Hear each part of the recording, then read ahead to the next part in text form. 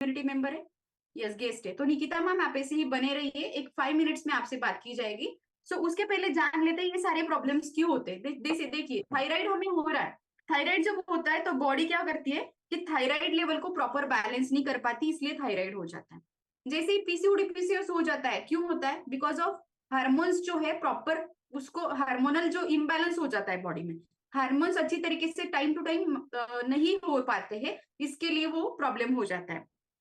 Sugar जब मतलब diabetes हो जाता है, क्या हो जाता है, बॉडी एक्चुअली अच्छे तरीके से इंसुलिन प्रोड्यूस करने के लिए नहीं कर पाता है, इसीलिए फिर डायबिटीज जो है वो होना स्टार्ट होता है। उसी तरीके से इम्यूनिटी क्यों लो हो जाती है? बिकॉज कहीं ना कहीं हमारी बॉडी जो है, जो फाइट के अगेंस्ट जो हमारे सेल्स है वो कहीं ना कहीं कम पड़ जाते हैं एंड हमारा इम्यूनिटी लेवल लो हो जाता है। सो बहुत सारे ऐसे ऐसे कुछ रीजन है जिसके कारण हमें अलग अलग मेडिसिन लेनी पड़ती है, कुछ ना कुछ हमारे शरीर में कमियां हो जाती है। सो उसका सोल्यूशन क्या है कि अगर प्रॉपर तरीके से हम जो उसमें कमी पड़ रही है उसको अगर हम अच्छी तरीके से देंगे, सो उसका सहारा क्या है, तो वो है न्यूट्रिशन। अगर हमारे खाने में प्रॉपर अमाउंट ऑफ न्यूट्रिशन रहेगा तो हमारे ये जो चीजें हम बाहर से करने की कोशिश कर रहे हैं, मेडिसिन से लेने की कोशिश कर रहे हैं, वो मेडिसिन लेने की जरूरत नहीं पड़ती, बिकॉज हमें प्रॉपर न्यूट्रिशन के तरीके से जो न्यूट्रिशन बॉडी में चाहिए वो मिलना स्टार्ट होता है, हमारी इम्यूनिटी लेवल बढ़ जाती है। जो हार्मोनल इम्बैलेंस होते थे, हार्मोनल इम्बैलेंस का रीजन क्या है कि हम proper amount of protein, vitamin, ये सारी चीजें नहीं दे पा रहे हैं, उसके कारण ये सारी प्रॉब्लम्स हो रही है। लेकिन वही हम जब हम प्रोग्राम लेना स्टार्ट करते हैं, शेक लेना स्टार्ट करते हैं, हमारा रिजल्ट बहुत बढ़िया तरीके से आना स्टार्ट होता है ना। सो ये चीज है। अभी दवाई के साइड इफेक्ट्स क्या है वो पहले जान लीजिए, अदरवाइज फिर ये सेशन अधूरा रह जाएगा।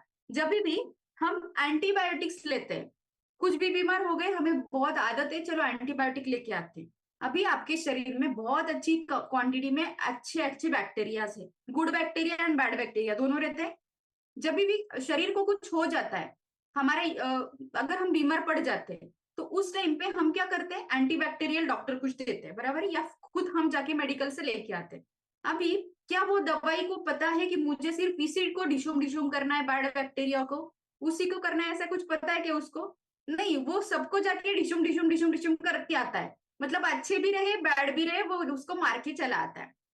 उसमें क्या होता है, हमारा नुकसान हो जाता है कि जो हमारे शरीर के अच्छे बैक्टीरिया थे वो भी उसमें मर जाते हैं, है ना। सो ये एंटीबैक्टीरियल जब भी आप लोगे तो जब मतलब गुड बैक्टीरिया के साथ बैड बैक्टीरिया के साथ गुड बैक्टीरिया भी मारे जाएंगे, उस वो हमेशा ध्यान में रखिए, और उसकी वजह से कहीं ना कहीं आपका इम्यूनिटी लेवल भी लो हो सकता है।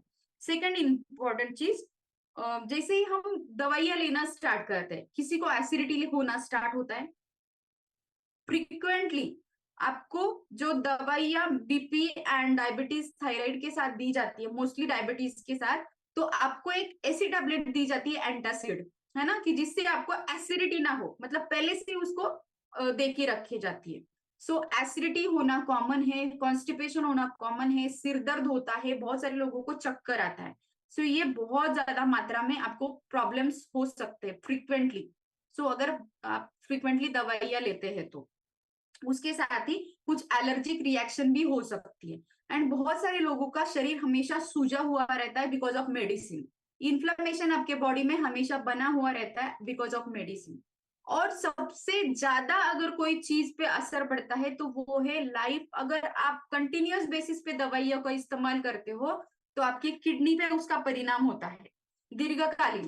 अभी किडनी पे मुझे हमेशा यहाँ पे बोला जाता था किडनी पे परिणाम होता है, किडनी पे परिणाम कैसे होता है, कैसे किडनी पे ऐसा परिणाम क्यों होता है? तो उसके पीछे का रीजन जान लीजिए कि किडनी हमारे शरीर का फिल्टर है, वो हमारे शरीर की जो सारी गंदगी है, जो सारा गंदा पानी है, नमक है, उसको बाहर निकालने का काम करता है।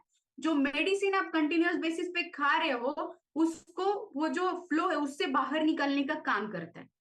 सो बार बार अगर आप कंटिन्यूअस बेसिस पे यूज करते रहोगे, मेडिसिन यूज करते रहोगे, आपको भी पता है कि आपका जो पानी का फिल्टर है उसको एक दिन ऐसा आता है कि वो फिल्टर का वो जो जो फिल्टरेशन का प्रोसेस रहता है, वो जो पार्ट रहता है वो निकाल के दूसरा लगाना पड़ता है, बराबर है। सो सेम चीज हमारे साथ भी हो सकती है, ये चीज जानिए कि अगर वाटर फिल्टर का जो फिल्ट्रेशन का प्रोसेस है उसको अगर हमें चेंज करने की जरूरत पड़ती है तो हमारे बॉडी का जो फिल्टरेशन प्रोसेस है उसको भी तकलीफ हो सकती है अगर बार बार हम इतनी ज्यादा मात्रा में दवाइयां खाएंगे तो।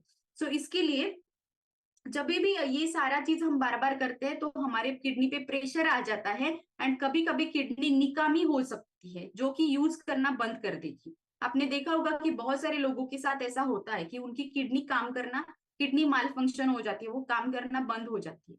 सो ये हमेशा ध्यान में रखिए, जितनी ज्यादा आप दवाइयां लोगे उतनी किडनी पे आपके असर होने वाला है। सो ये चीज, अभी बहुत सारी चीजें थी लेकिन सॉरी अभी टाइम खत्म हो चुका है। सो मुझे लगता है कि थोड़ा सा उस पर गंभीरता दिखाइए एंड जो मेडिसिन का सहारा आप ले रहे हो उससे अच्छा है कि आप न्यूट्रिशन का सहारा लेके आपकी लाइफ सुधारिए, आपके लाइफ को इम्प्रूव कीजिए। बिकॉज भगवान ने जो हमें एक शरीर दिया है उसकी कीमत अगर हम हर एक बॉडी पार्ट की कीमत करेंगे तो वो कितने करोड़ से ज्यादा है, और भगवान ने हमें वो फ्री दिया है। एक किडनी लेने के लिए जाइए, देखिए मार्केट में उसकी क्या कीमत है, जिसको नहीं है उसको पता है उसकी कीमत क्या है। सो हमें हमारा बॉडी इतनी अच्छी तरीके से फ्री में मिला है, उसको एक टेम्पल के जैसे ट्रीट कीजिए। उसको हम कैसे कर सकते हैं, उसको अगर फुल चढ़ाना है ना तो आफ्रेश चढ़ाइए, उसको अगर बहुत अच्छी तरीके से फुल चढ़ाना है ना तो शेक का सहारा लीजिए। इतने बढ़िया तरीके से आप उसको ट्रीट करना स्टार्ट करेंगे कि वो बॉडी आप पे खुश हो जाएगी और बहुत अच्छी तरीके से फंक्शन करना स्टार्ट करेगी। ठीक है, so thank you so much each and everyone. मुझे लगता है कि कुछ ना कुछ तो आपके दिमाग में आया होगा कि मेडिसिन कैसे कर सकती है। सो बिल्कुल अभी कोई मेडिसिन लेने से पहले जरूर सोचिए कि क्या इसका क्या मेरे शरीर पे ये होगा। So thank you so much each and everyone.